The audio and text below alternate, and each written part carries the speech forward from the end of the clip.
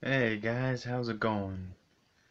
John back with another video for you guys today, and it's gonna continue with the trend I've been doing in the past two videos, where it will be another top list.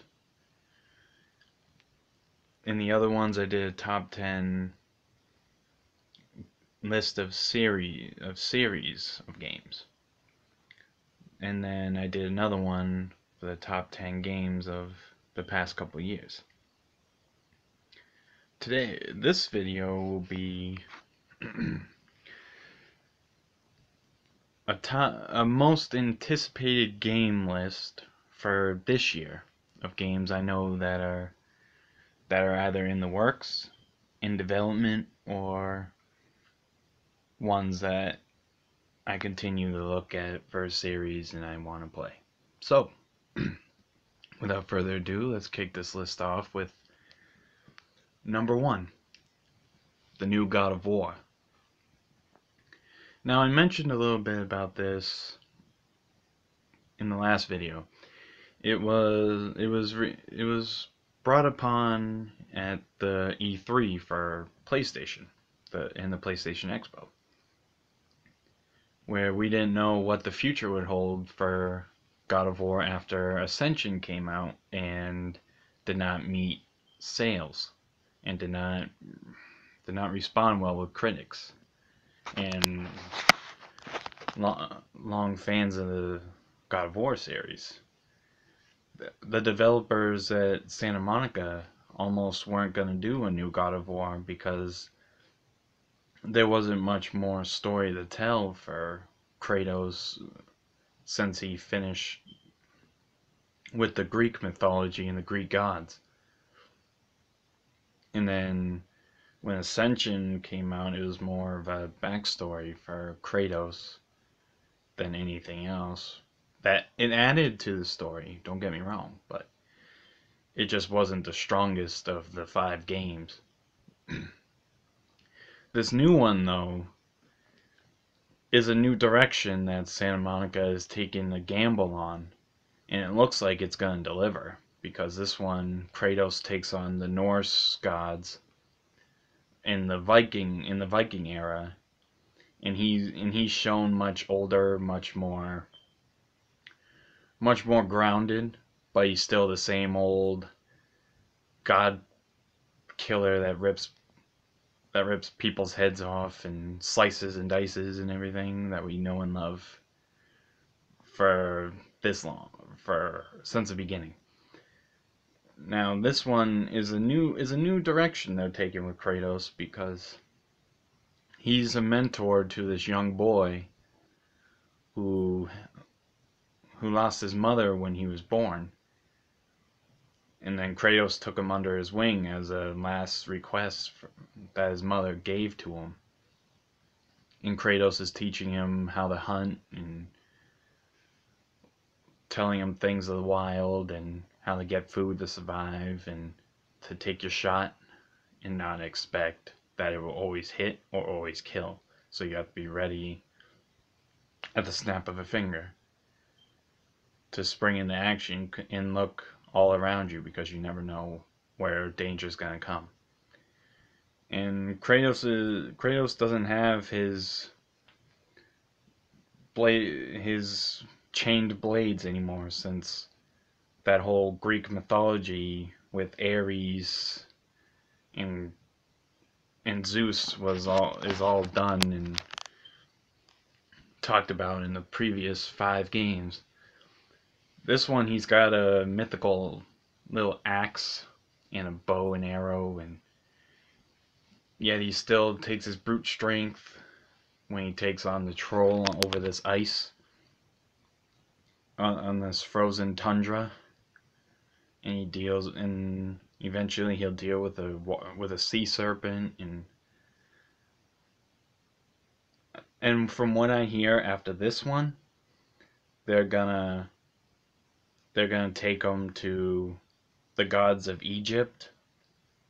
That one will be a good one for for Kratos, because we get to learn more about the Egyptians, and then we would probably deal with Cleopatra and many others. But it would be nice to see where these new adventures take Kratos moving forward. And I'm highly anticipating that this game is going to meet every expectation I have. And I'm sure you guys have as well. Now, number 2 on this list for the anticipated games is a follow-up to 2014's Naughty Dog almost launch title for the PlayStation 4, which was Last of Us. There's still not much known about what they're doing as far as Joel and Ellie are concerned in part 2. I was surprised that they were doing a part 2 because Last of Us is an amazing game, and Naughty Dog once again hit a home run with another great storytelling where it showed two characters fighting for survival, yet at one point did not want to deal with each other, but became almost like father and daughter over the course of the game. And part two has a weird opening reveal trailer. It had 2 of them actually. It had one with Ellie playing as an adult, playing a guitar with all these dead infected around her, and she's just singing along. And then you see somebody walking, and then you hear Joel's voice, and she's like, "I'm gonna kill every last one of them," because now many fans have a bunch of theories as to what happened since the course of the previous game. Did Ellie find out Joel lied about they tried to find more people like Ellie after he learned that they were going to kill her by taking out her brain in order to try to cure the infection. But he told her that they found more like her, but they were all failures and everybody didn't make it. So a lot of fans are wondering if she found out that he did indeed lie, and that she retaliated and killed him. Or another one is that Joel is only in her head and shows up at her when she's at her lowest or at her saddest, and gives her advice and pushes her forward. Or others say that because Joel would probably be, I think, around his 60s in this game, as opposed to how he was in the other one. But the father-daughter dynamic will probably still be here, but it'd be a little more troubling considering if Ellie knows more than Joel has told her. But then the second trailer ended up showing these cultists hanging people from trees, and there's like this bonfire in the middle of a rainstorm, and they kill their attackers, and it's like a different group altogether. I think at one point they meet Joel and Ellie, or they meet Ellie and they all try to survive together. But a lot of questions are leading into Last of Us Part 2. And knowing Naughty Dog for the good story writers they are, it's going to be an interesting take on one of the great series that has come in recent years. So I'm highly excited for this game and looking forward to getting all these questions answered. that we have going into this. Now number 3 on my list for anticipated is Metro Exodus, which I'm in the dark on this one. I only know the story based on the previous 2 entrants, 2033 and Last Light. As far as Exodus goes, it looks like it's almost the same setting as The Division, where it's all mist and fog.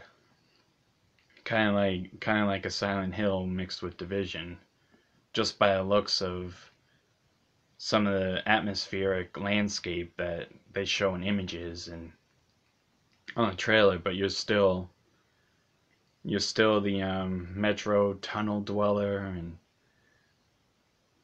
I think you're still in some part of Russia, or maybe you're in a new area altogether. But it's gonna be another great entrant into the Metro series, and this will be the 3rd game. And it will feature new enemies plus some of the same enemies, and bunch of new weapons, bunch of new upgrades, bunch of new costumes, and just bunch of new challenges with the radiation and the gas masks and all the little side quests that are reminiscent in a bunch of these shooter type games. Far Cry is a prime example. Speaking of which, Far Cry 5 is another one that's going to be a good one to a bunch of players. But I know this game's already out, but not Far Cry 5. It's coming out, but the game I'm talking about next is already out, and I heard it's awesome. From start to finish, the game is an instant classic. And I'm talking about Assassin's Creed Origins, where it has our new descendant from one of the ancient assassins travel the deserts of Egypt and dealing with a new Templar threat. So that one's good. Metro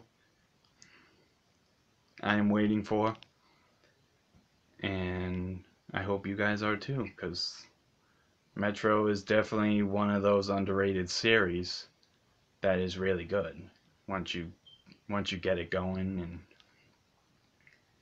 deal with all the challenges of staying alive, changing your oxygen, and surviving all the disasters, and avoiding choking on the radiation, and all that fun stuff. Now, number four kind of took me by surprise.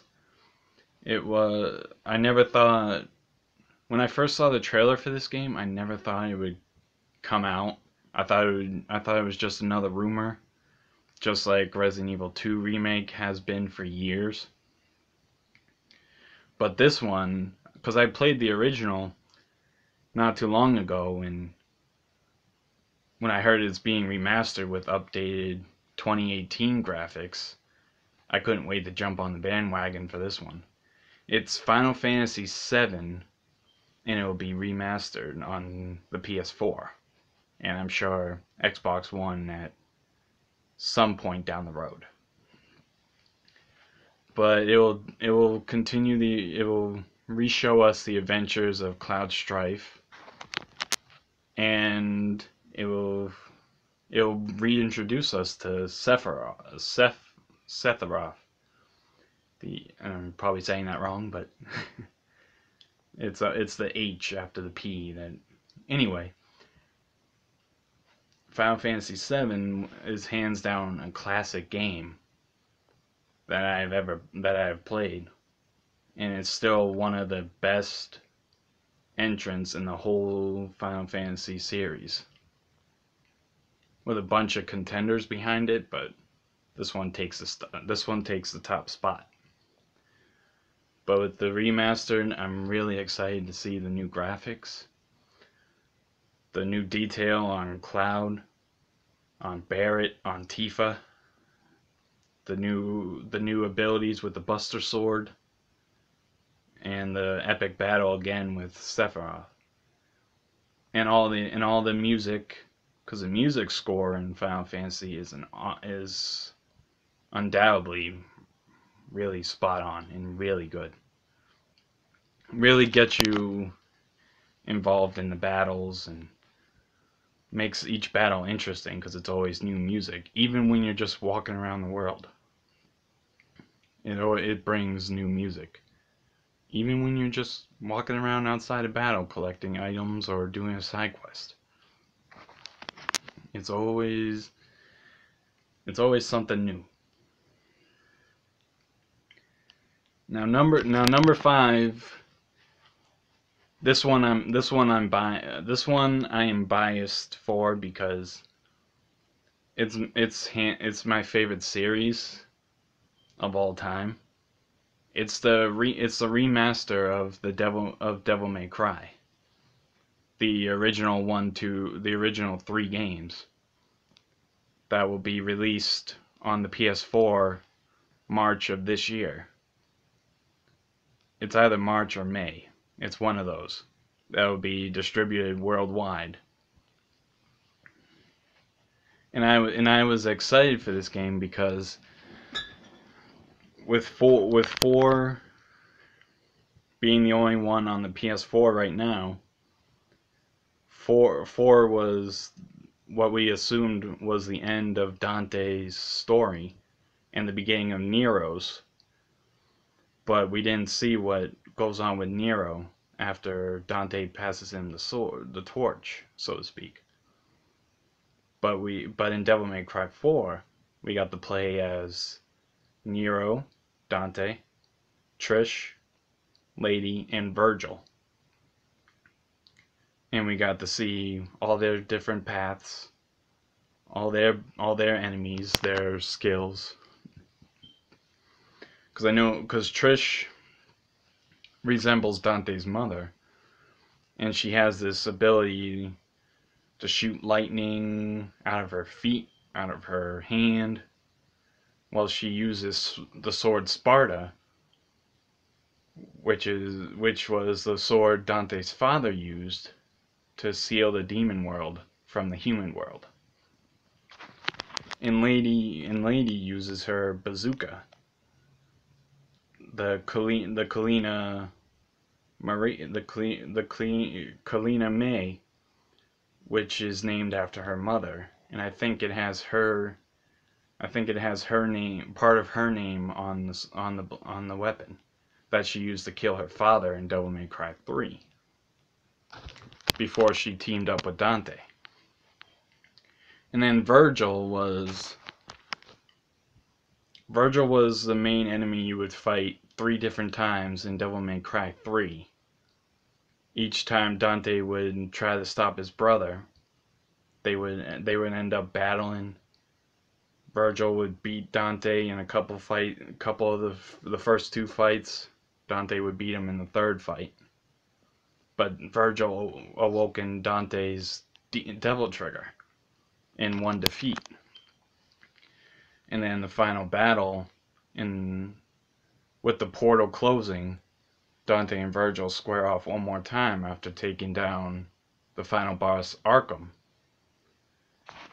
And Virgil takes his amulet as he falls into hell, as he falls into the demon world, with his amulet and his sword, as Dante stays in the human world.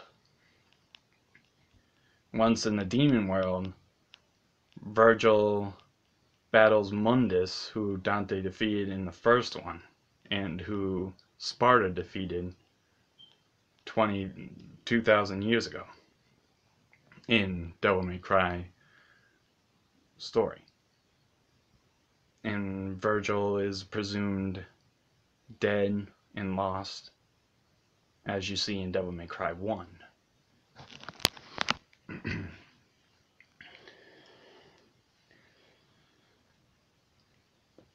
Now the final game Well, the final two games I'm anticipating for this year is Red Dead Redemption 2 and Death Stranding. Now, Death Stranding has would be what we thought PT was going to be, because PT was the new trailer for a Silent Hills that would have Norman Reedus as the character model. In Death Stranding, it's almost like a Mad Max, because it would have Norman Reedus's character naked in the he would be stripped in the desert, and or in like a rainforest or something, and he would have to kill all these enraged people and find the means to survive. And then Days Gone is a zombie game, and that will be coming too, and that would be another good one to see too. But Red Dead Redemption was one that a lot of us thought wasn't going to happen because of the years it took before they were releasing this one. But it will follow John Marston again, presumably after the events, or prior to the events of the first game, where he took on the whole town, the corrupted sheriff, and they shot him down. It would probably take place way before that, or in a new town or a new setting with a new enemy and a new corrupted system that he would have to deal just to keep his family safe. But when that one got announced, just like all the ones on my list, all of us were excited. And then I know a lot of fans enjoy Monster Hunter, the new Monster Hunter World. And then there's a bunch of other games coming out, like a new Dragon Age is going to be released.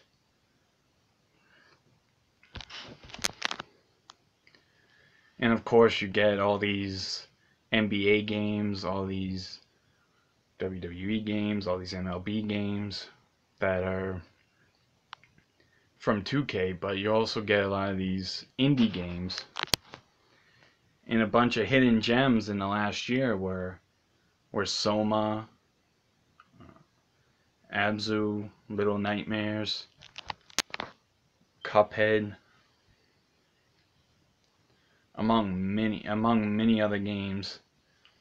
And then you got Subnautica, which just came out, which I know Jacksepticeye has played a good deal of. And it's a game where you're underwater and you're shipwrecked and you're finding all these things to build a base and escape while trying not to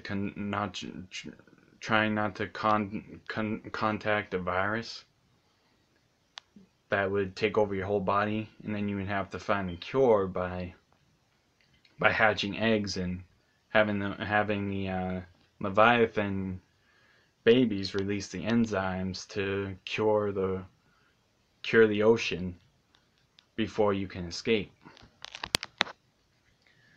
So, but yeah, guys, that's just a few games that I have heard coming out this year that a lot of us are looking forward to playing and or watching or learning more about them as they get closer to release. But as always, guys, if you agree with my list, if you think games that I didn't mention should be added to the list, just drop them in the comments or shoot me a message.